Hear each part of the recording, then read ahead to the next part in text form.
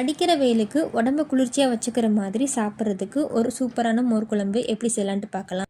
Mixie ஜாரில் கொஞ்சமாக தேங்காய், காரத்துக்கு ஏற்ப பச்சை மிளகாய், 1 டீஸ்பூன் சீரகம், 1 துண்டளவு இஞ்சி இதெல்லாம் சேர்த்து அரைச்சி எடுத்துக்கணும். அது கூடவே அரை மணி நேரம் போல் ஊற வச்ச 1 ஸ்பூன் அளவு கடலைப்பருப்பு அதையும் உள்ளே சேர்த்து தண்ணி சேர்த்து நல்லா வலுவலுன்னு அரைச்சி எடுத்துக்கணும்.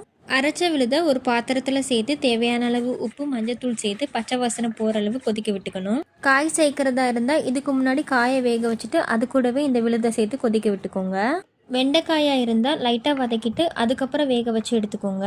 கொதிக்க வச்ச மசாலா நல்லா ஆறுனதும் கடைஞ்சி வச்ச தயிரில் ஒன்றா ஊற்றி நல்லா மிக்ஸ் பண்ணிக்கணும். கடைசியாக தாளிக்கிறதுக்கு எண்ணெய் சூடானதும் கடுகு, வெங்காயம், கருவேப்பிலை, காஞ்ச மிளகாய் இதெல்லாம் சேர்த்து நல்லா வதங்கினதும் நல்ல வாசனைக்காக கொஞ்சம் பெருங்காயத்தூள் சேர்த்து மோர் குழம்போட ஒன்றா ஊற்றிட வேண்டியது தான். அவ்வளோதான், ஈஸியான மோர் குழம்பு ரெடி. நான் இன்றைக்கி வடை மோர் குழம்பு செஞ்சுருக்கேன். வடை மோர் குழம்புனா ஒன்றும் இல்லை, உளுந்த வடை ரெடி பண்ணி மோர் குழம்புல ஊற வச்சு சாப்பிட வேண்டியது தான்.